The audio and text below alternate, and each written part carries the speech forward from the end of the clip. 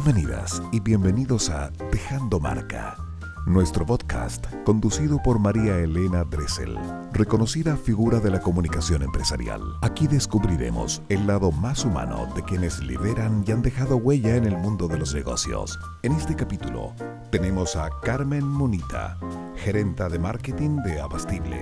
¿Cómo están? Bienvenidos a un nuevo capítulo de Dejando Marca a través de las redes sociales de ADN y las radios de Prisa Media. Mi nombre es María Elena Dressel y les doy la bienvenida a este nuevo capítulo en que vamos conversando e indagando acerca de personas que toman grandes decisiones en nuestro país, en organizaciones que generan cultura no solamente dentro de las mismas, sino también afuera, no solo los consumidores, sus trabajadores y sus diferentes stakeholders. Hoy día vamos a conversar con Carmen Munita, más conocida como Cookie Munita, y es gerente de marketing de Abastible. ¿Cómo estás? Bienvenida, Cookie. Muy bien, ¿y tú? Muy bien, gracias. Muy por agradecida estar aquí. esta invitación a conversar. Nos encanta tener mujeres. Eso es el primer disclosure. Muy acá bien. en este tipo de conversaciones donde vamos hablando no solamente de la toma de decisiones en compañías tan grandes como es el caso de Abastible. Tú has pasado por diversas compañías de gran tamaño, pero además de industrias muy diferentes. Sí. Y eres una mujer nacida y criada en el norte de nuestro país. ¿Cómo llegaste a Santiago y cómo fue esa experiencia? Mira, nací en Santiago, pero solamente vino mi mamá, en definitiva, a este parto porque ella me tuvo a sus 40 años. Entonces, para unos años atrás era un embarazo de alto riesgo. Y bueno, estuve un mes y medio antes y después un mes y volvimos a Copiapó. Mi mamá era copiapina. Entonces nací en Santiago, criada en Copiapó. Y criada en Copiapó, estuve hasta los 17 años en Copiapó. Y mi mamá tenía una farmacia en la plaza de Copiapó, que era la farmacia Castañón. Ya. Entonces me crié toda mi vida en una pyme, en una farmacia. Muy lindos recuerdos. Y bueno, en ese minuto di la prueba de aptitud académica. Y quedé en la Universidad de Chile y me vine a estudiar a los 17 años a Santiago. Que es un cambio bien fuerte. A mí me pasó lo mismo, pero viniendo de Osorno. Así que es un cambio que sufren, no sé si sufren, que tienen que vivir muchas jóvenes y muchos jóvenes en nuestro país porque en general tenemos muy centralizado todo acá, ¿no? Sí, y en ese minuto la opción de quedarme en Copiapó era estudiar minería o algo relacionado que no era lo que me gustaba. ¿Y hacerte cargo del negocio de tu mamá? En ese minuto era una opción, pero había que estudiar primero. Entonces quedé acá en Santiago, me vine a estudiar, a vivir con 3 primas que también eran de Copiapó y habían partido un poco antes que yo. Pero fue un desafío lindo y lo agradezco por todo lo que aprendí, porque fue como la Carmela que llegó a la ciudad. Sí, claro. Y con 17 años fue un desafío desde la administración de la plata que me podían dar. Tengo una historia además muy linda en eso y recuerdos muy lindos porque justo 2 años antes mi mamá quiebra porque llegaron las grandes cadenas a las regiones. Entonces fue un periodo complejo económicamente familiar y cuando quedo en la universidad vengo con mis papás, ellos iban a pedir un crédito para yo poder estudiar, que además mi mamá era también de la Chile, pero química y farmacia, y mis padrinos me regalan la carrera. ¡Wow! Qué fuerte. Había una responsabilidad más grande de cumplir y de salir adelante, ese ¿no? fue el tema, porque al final era algo muy lindo, pero para mí era una mochila tremenda. Tremendo, sí. Porque significaba que además de sacar la carrera y de como cumplirle a mis papás, tenía que cumplirle a mis padrinos que estaban pagándome la carrera. Entonces fue un periodo bien desafiante, desde aprender a vivir sola, administrar recursos, pero también con esta mochila de que tenía que devolver un poco lo que me estaban ayudando a mis padres. ¿Cuál es así como el mejor y el peor recuerdo de esa época? Yo creo que el mejor es ese, esta sorpresa de que ellos dicen no pidan un crédito, le vamos a regalar la carrera. Y el peor... ¿Sentías sola? A veces uno como que extraña a las mamás, los papás. Sí, yo creo que no sentí tanto eso porque llegué también a una casa con primas, o un departamento con primas, porque éramos 4. Había familia, habían caras conocidas, pero yo creo que era ese desafío de, no sé, yo era muy matea en el colegio y las primeras notas fueron bien malas. Hubo hasta unos por ahí, cálculo, álgebra, que yo en el colegio nunca lo vi. Porque claro, estudié en el mejor colegio de Copiapó, pero era un colegio de región. Y me saqué un par de unos que con esta mochila y este peso de que, pucha, me estaban regalando en la carrera, era complejo. Claro, me imagino el cargo de conciencia. Sí. ¿Y te costó involucrarte con la sociedad santiaguina? ¿Cómo fue ese proceso? Yo te diría que no. Sí, yo antes era mucho más tímida. Nadie de los que me conocen hoy día creerían, o cuando les cuento que yo me ponía roja al hablar, me ponía muy nerviosa. Pero mis compañeros de universidad, fíjate que fueron muy integradores y se dio una muy linda experiencia dinámica. Carreteamos harto. Todo lo que no había carreteado en el norte. En Copiapó, claro. Nos pusimos un poco... ¿Cómo era la vida en Copiapó? Era una vida tranquila y muy linda en el sentido de que yo iba al colegio, pero volvía a almorzar a mi casa. Sí. Entonces almorzaba teníamos de 1 a 3, volvía a las 3 de la tarde al colegio. Podía almorzar con mis papás, porque además el comercio cerraba al mediodía. Tal cual. Los papás se iban a dormir siesta y uno se volvía al colegio. Tal cual. Entonces, pero claro, era muy tranquila, no había tanto carrete.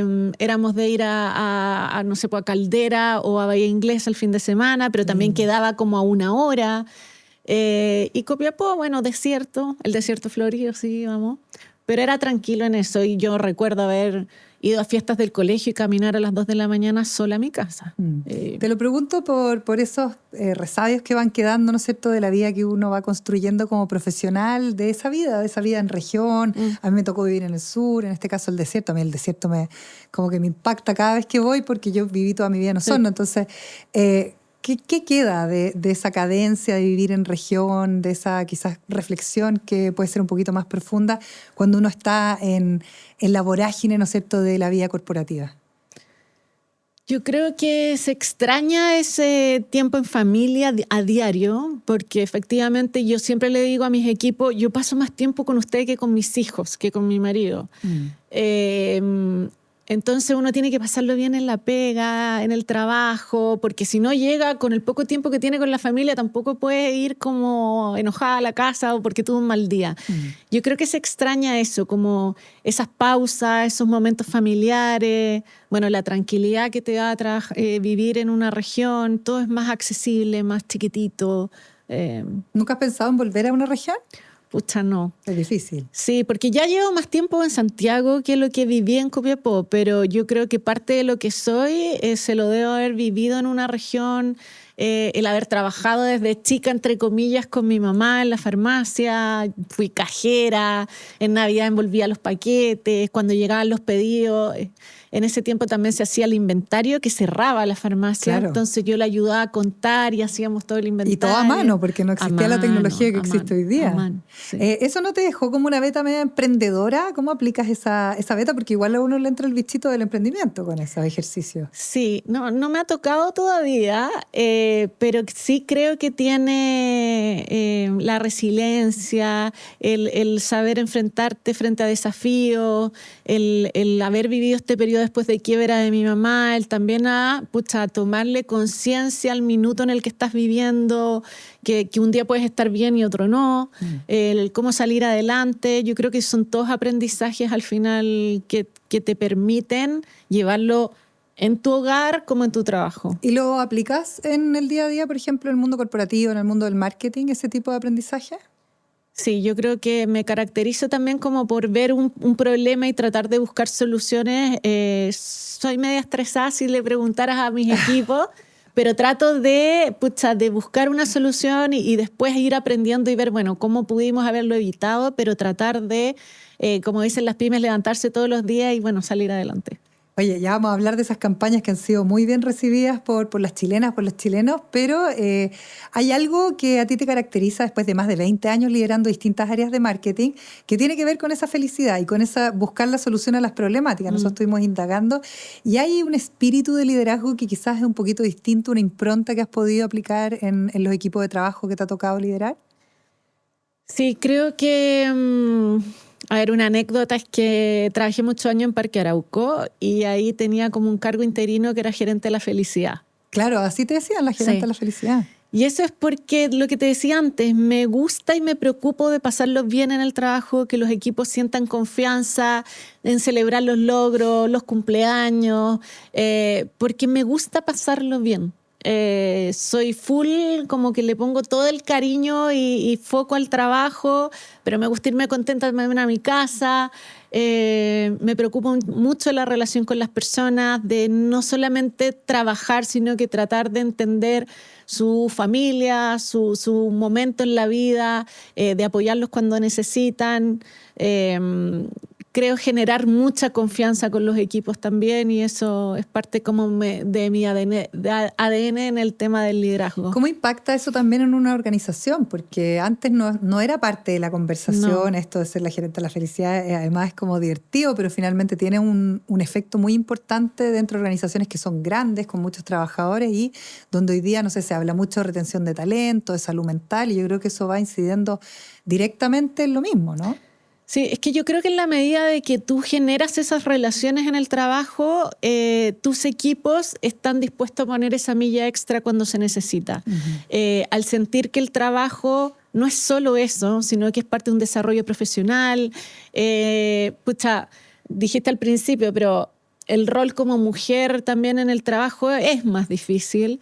Nos cuesta más darnos espacio, ser más visible, y eso no tiene que ser solo por ser mujer.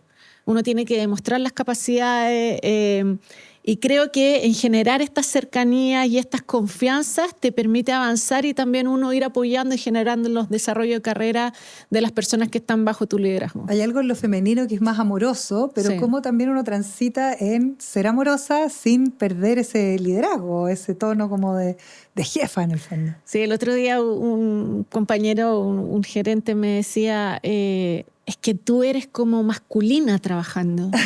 Y yo le dije, perdón, no. O sea, como que, soy bien como femenina, pero me decía, no, porque tienes como voz, planteas tus puntos. Entonces yo creo que uno ha tenido que, uno no se da cuenta, pero adaptarse dependiendo de los minutos o momentos en los que uno está, sin perder, por supuesto, nunca la feminidad. Haber llegado a la gerencia en el área de marketing, ¿ha tenido muchos costos a nivel femenino, a nivel personal, en mundos corporativos tan grandes como los que has trabajado? O sea, yo creo que en algún momento sí, en un minuto me ofrecieron hacerme cargo y tomar un rol mayor, pero mis niños eran pequeños. Siempre he tenido ayuda con una señora, mi nanita, la nana de mis niños, que se llama Carmen. Que son tocayas, por lo demás. Que lleva 17 años conmigo, que es la edad de mi hija mayor. Claro. Pero siempre puertas afuera. Entonces yo en el lugar que trabajaba, yo decía, cuentan conmigo 100% hasta las 10 para las 7, porque ella se va a las 7. Y yo he tenido la suerte de trabajar cerca de mi casa, suerte nomás. Entonces yo muy respetuosa de sus tiempos, de que ella a las 7 de la tarde se fuera, y en la medida que tenía otras cosas lo coordinábamos con tiempo y ella me apoyaba. Ese ha sido un apoyo fundamental. No, increíble, le agradezco lo que soy a ella también mucho. Pero ha tenido costos porque en un minuto rechacé una posición quizá un poco mejor en ese minuto, porque implicaba desplazarme a Maipú.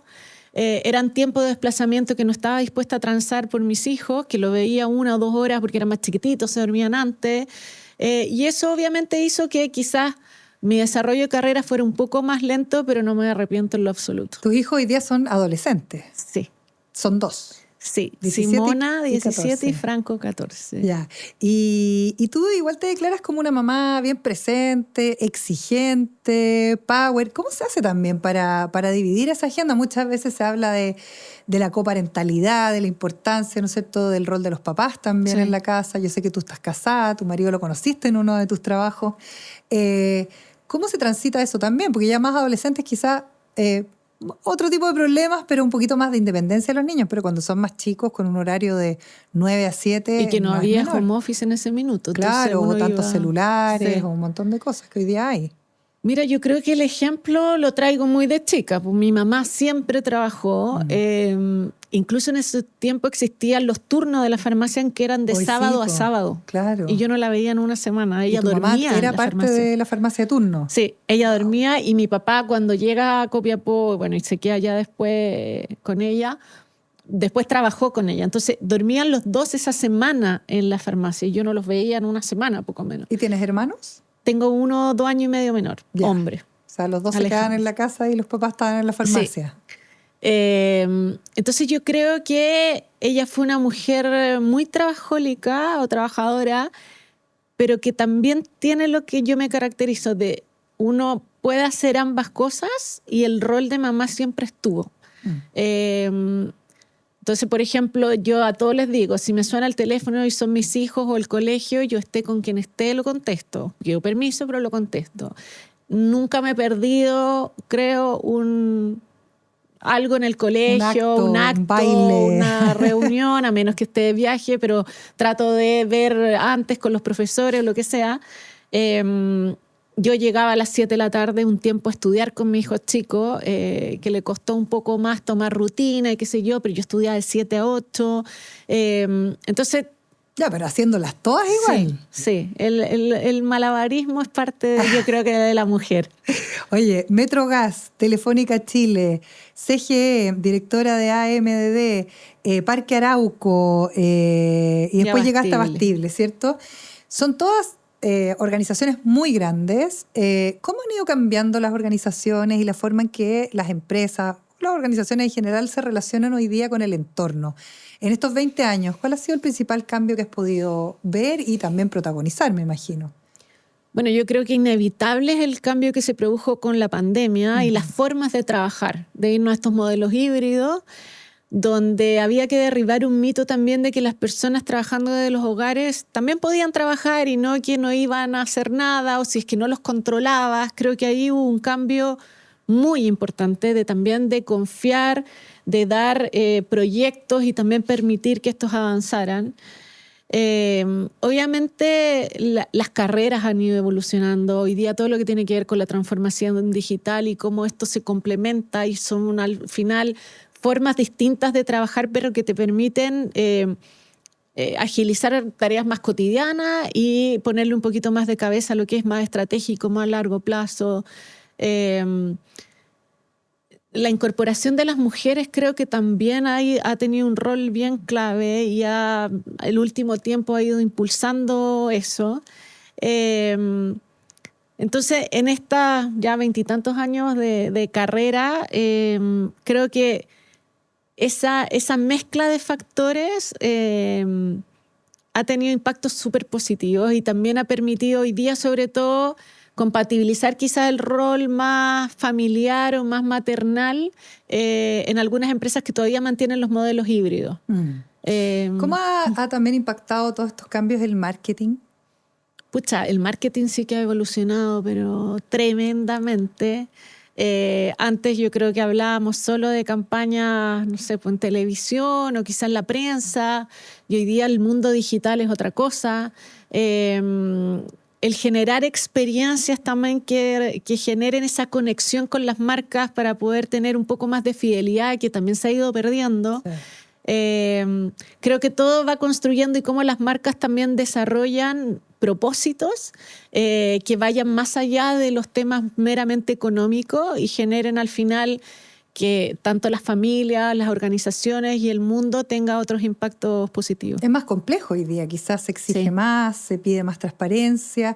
Y hay algo que ustedes han hecho muy bien en Abastibles que tiene que ver como con el relato, la retórica, no sé cómo decirlo, como algo más épico, ¿no? Sí. Que finalmente permita sentir algún grado de pertenencia. Andamos como medio huérfanos de la pertenencia, me da la sensación, ¿no? Sí, y yo creo que Abastible en eso, desde que define su propósito, que es potenciar el espíritu emprendedor, y para nosotros es nuestra guía y nuestro foco, todo lo que es desde marketing, pero también desde la organización como un todo, y nos movilizamos en base a ese propósito. No somos solamente una distribuidora de gas, que es lo que más conoce la gente, sino que hoy día con el pago a 7 días a las pymes, desde cómo logramos conectar, nosotros tenemos alrededor de 1.000 distribuidores que son quienes llevan el cilindro de gas a tu casa, son pymes. Entonces son personas que también hay casos de que van generación tras generación, familias de esfuerzo. Hay un tema territorial que es bien interesante también, ¿no? Sí, porque como entregamos nuestro servicio desde Arica casi a Punta Arena, es como somos realmente una empresa también 100% chilena, y que trabajamos por este país y por apoyar el espíritu emprendedor, que al final, ¿cuántas pymes hay en Chile? Y son al final el motor que hace que este país también pueda prosperar. Y las más afectadas con los problemas económicos más encima. También. Oye, aparte de ganar, ¿no es cierto?, con chilenidad, amparo, hay varios premios, reconocimientos. Hay un tema del propósito que tú estabas mencionando, sí. Cookie. ¿Cómo se trabaja eso internamente? Lo que dices tú, definimos el propósito, nos enfocamos en los emprendedores. ¿Cómo eso también se traspasa al resto de la organización? A una organización además que tiene como diversos colaboradores, porque no son todos que están dentro de la organización, sino también tienes algunos externos. Sí. ¿Cómo se trabaja eso? Mira, hay como distintos roles. Existe, por supuesto, la gerencia corporativa que lleva el propósito y que también es un propósito que es transversal en todos los países donde está Bastible. Por el lado de personas se trabaja a través de la cultura y de todos los valores que se potencia ese espíritu emprendedor, de un poco lo que te decía hace un ratito, de pucha, frente a los desafíos, cómo buscamos soluciones y cómo innovamos rápidamente, y bueno, si nos equivocamos, nos paramos y volvemos a salir. Entonces eso también se potencia mucho. Uh-huh. Las áreas comerciales, de potenciar nuestra red de distribuidores que son pymes. Y por el lado de marca, de comunicación, cómo vamos generando ese relato de que al final sea un propósito que no esté solamente en el papel, se transmita en nuestras campañas y en todo lo que hacemos en base a otorgar distinto tipo de eventos o de, no sé, ayer, por ejemplo, nosotros estamos como en un festival ahora que se llama Pulso Naranja. Ayer estuvimos en Rancagua y ahí empiezan a ver esa conexión con casos reales que tú dices, pucha, ese es el real marketing y el propósito, cómo se vive en el día a día. Uh-huh. Y para la atracción de talento me imagino también, porque hoy día sí, fíjate la gente no está dispuesta a trabajar en cualquier empresa. No, hoy día yo te diría que las nuevas generaciones como que les importan mucho 2 o 3 cosas. La primera, que efectivamente las marcas donde vayan a trabajar tengan un propósito claro y que sea real. Claro. El segundo, por supuesto, son los modelos híbridos, que también les importa harto. Y yo te diría que el tercero es cómo se incorporan las nuevas tendencias o la inteligencia artificial o cómo son capaces de ir evolucionando en las formas de trabajar que les permita desarrollarse en el corto plazo, porque sí buscan esos crecimientos un poco más rápidos. Sí, más rápido que nosotras. Por sí. Lo menos. Oye, Cookie, ya, eres buena mamá, presente, no te pierdes los bailes, los niños. Sé que eres buena para armar panoramas con los amigos. Además, tienes un personal trainer. ¿Cuántas veces entrenas a la semana? Pucha, trato entre 2 o 3 veces a la semana. Ya. Sí. ¿Y qué te permite el deporte? ¿Hay algún otro deporte que practiques? ¿Algo que te guste hacer en tu tiempo libre? Mira, hice un par de años box con mi hija. ¿Ya? No me gusta mucho el deporte, lo hago más por salud, porque mi marido ahí me empuja harto, por la vida sana y todo. Pero no sé, he hecho clases de baile, bueno, hice box. Eso supe que habías hecho como clases de baile, así como salsa. Hice salsa, merengue, rock and roll, que has buscado. Sí, danza árabe también hice en su minuto. ¿Y qué pasó con el baile? Tiempo. Yeah. Pero voy a una fiesta o algo y soy la primera que estoy bailando. Ya, la pirinola. Sí. Pero en definitiva, sí, el deporte me permite un poco liberar, yo creo que tensiones, cambiar el switch un poquito de la cabeza. Y lo que sí me gusta muchísimo en mi tiempo libre, que ahí compartimos también con mi marido harto, son ver series. Yeah. Vemos hartas series. ¿Qué series has visto en el último tiempo? La última que vimos fue I Will Find You. ¿Ya? Son todas de suspenso o resolver casos, el agente nocturno. Ahí tengo mi lista y las voy anotando y después las comparto. Oye, a mí se me olvidan todas las series que veo, qué terrible, porque uno ve tanto contenido y ahí me imagino que también debes estar como observando cuáles son las tendencias precisamente para el marketing, ¿o no? Sí, una que vi también fue la historia de WeWork y de Spotify, que claro, ahí se mezclan también como la realidad, como con esto de las series que a mí me gusta muchísimo, me gusta más que las películas. Sí. Pero efectivamente tú vas viendo distintas formas de llevar también las marcas, como, claro, de repente aparece una marca muy sutilmente y tú dices, mira, esto era... Claro, ahí hay marketing. Ahí hay publicidad un poco encubierta, Sí. pero sí te va abriendo un poquito más la mente. ¿Cómo te mantienes conectada? ¿Qué es lo que te permite conectarte, lograr esa felicidad, ese espíritu cuando estás trabajando, pero también cuando vas a tu casa con ese buen ánimo, hacerte tiempo para todo? ¿Qué es lo que te mantiene conectada? En términos de información, harto redes sociales, bueno, también por marketing y eso. Me gusta estar al tanto de las noticias, de lo que está pasando. Pero lo que me da esa energía y esas ganas y esa... Primero, mi familia, mis hijos, mi marido, mi núcleo más familiar chiquitito. Tengo una familia igual chica, tengo un hermano que tiene 2 hijas. Y bueno, y mi cuñada, mis papás lamentablemente ya no están con nosotros. Pero yo te diría que quienes también me dan esa energía y comparten quizás mi forma de ser son la familia que uno elige, que son los amigos, con los cuales nos gusta juntarnos y hacer asados y cosas, pero cuando uno está bajo o no, y ahí vamos potenciando las energías, pero creo que es parte de hacer karaoke o inventar algo ahí. Jugamos harto, no sé, Sequence, por ejemplo. No sé si lo cachas, pero un juego que nos ha cautivado. Ah, sí, no lo he jugado nunca. Es bien de lógica y hay que estar ahí pendiente y no te puedes hablar, entonces es muy entretenido. Sí.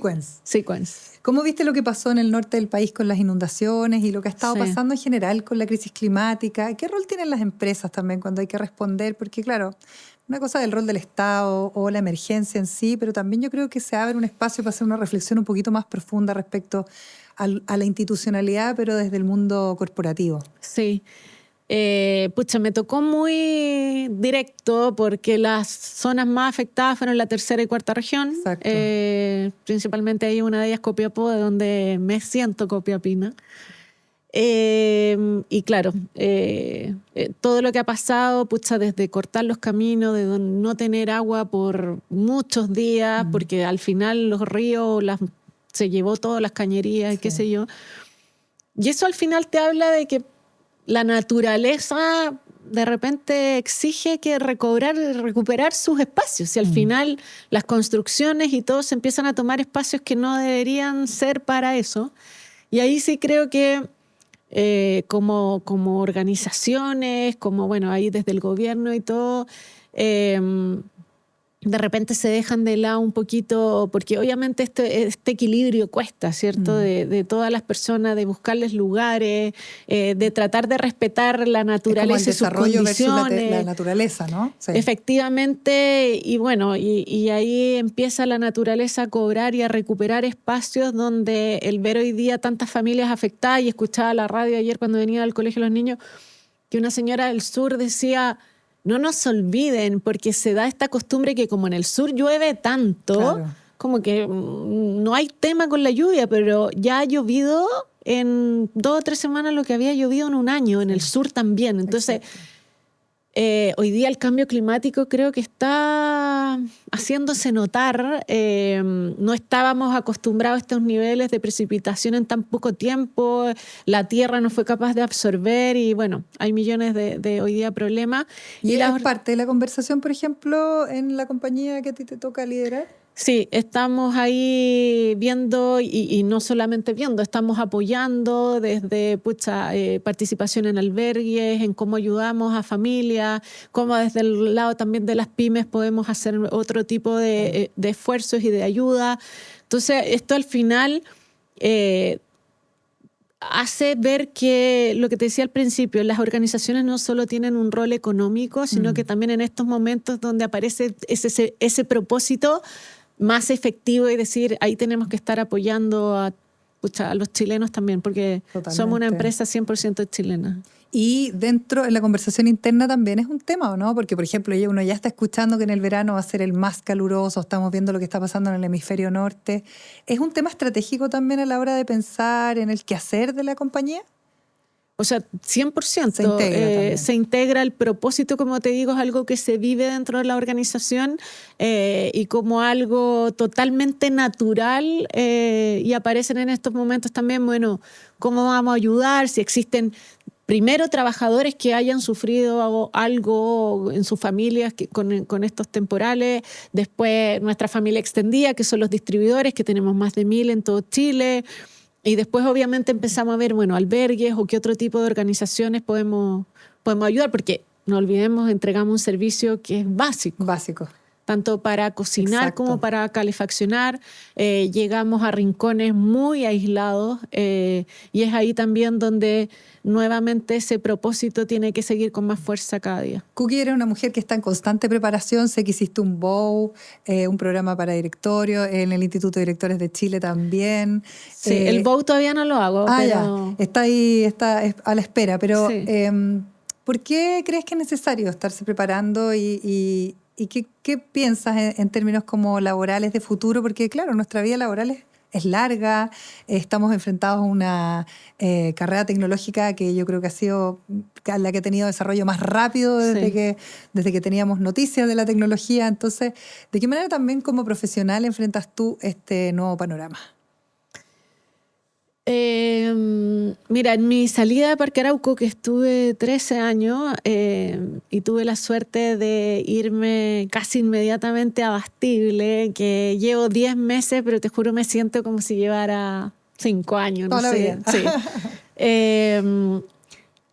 En ese minuto fue, y con la nueva ley de cuotas de las mujeres en los directorios, con una compañera de universidad y una de mis mejores amigos hoy día, dijimos, bueno, estudiemos, veamos qué significa, y entramos al Instituto de Directores a un programa que era solo de mujeres, que fue el primer semestre este año, y no pensando quizá en el corto plazo, sino que pensando en cómo prepararnos para el día de mañana pertenecer desde otra índole y aportar al desarrollo de las organizaciones desde nuestra experiencia cada una, donde hoy día siento que los directorios también falta esa mirada un poco más distinta. Más centrada en el cliente, en el consumidor, en la experiencia, porque si uno piensa años atrás, los directorios estaban más formados por roles más financieros, legales. Un abogado. Exactamente, entonces, donde está modificándose todo el día a día, también esa mirada hablada que leí el otro día, que hoy día las carreras de sociología, filosofía, cómo están siendo incorporadas en las organizaciones, te habla también de estos pensamientos, de estas miradas un poquito más distintas. Y bueno, creo que el desafío es cómo estamos constantemente capacitándonos, no pensando quizá en un fin en particular, sino que cómo eso te abre desde miradas más estratégicas, pensamientos más analíticos, o cómo complementar tu experiencia con estos perfiles que van a seguir estando y que se necesita complementar. Y el aprender constantemente, todo el rato, que suena como un eslogan, pero que al final del día es real. Sí. Y falta tiempo para tratar de aprender todo lo que hoy día está a disposición. Y como una mujer líder, ¿qué piensas respecto como a tu legado o a lo que tu propia hija ve de ti? ¿Cuáles son esos valores que te gusta compartir y que queden? Me encantaría que ella viera lo que yo vi en mi madre, una mujer empoderada, que le gusta su trabajo, pero que genera estas relaciones cercanas con sus equipos, de que no existan estas jerarquías de los cargos. Yo soy muy de puerta abierta, que ojalá todo el equipo vaya, proponga ideas, presente, vaya a hacer alguna pregunta, de estos liderazgos cercanos, con energía, con ganas, y que te permiten al final construir, porque uno no hace el trabajo sola. Uno hoy día en estos roles es más articuladora, es más habilitadora, ¿cierto? Abrir puertas dentro de las organizaciones. Obviamente tiene la voz del resto, pero son ellos quienes hacen la mayor parte del trabajo. Y sé que te gusta mucho la música. Sí. Así que te tenemos un regalo, Cookie, para que... ¿Tienes tornamesa? No, vas a tener que comprarte una tornamesa. Porque acá en Dejando Marca siempre regalamos un vinilo. Sabemos que te gusta mucho el rock más clásico. Linda, Toto te es pasaste. bueno, un clásico de clásicos, así que es para ti. Ojalá que lo puedas disfrutar Muchísimas en familia, gracias. con tu marido, en algún panorama con los amigos. Sí. Y agradecerte. Él es fanático de la música. ¿En serio? Así que sí. Ya, entonces una tornamesa para el marido y el vinilo. Agradecerte sinceramente tu apertura, tu buena onda por venir a contarnos más acá Dejando Marca, que estés súper bien. No, te pasaste, por la invitación, por la conversación y nada, muchísimas gracias. Porque nos gusta desentrañar cómo se toman las decisiones de las grandes compañías en nuestro país. Este es un nuevo capítulo de Dejando Marca. Los invitamos a revisar todos nuestros contenidos a través del YouTube de Radio ADN y, por supuesto, las distintas radios de Prisa Media. Nos encontramos en una próxima oportunidad con estas conversaciones exquisitas. Que estén muy bien.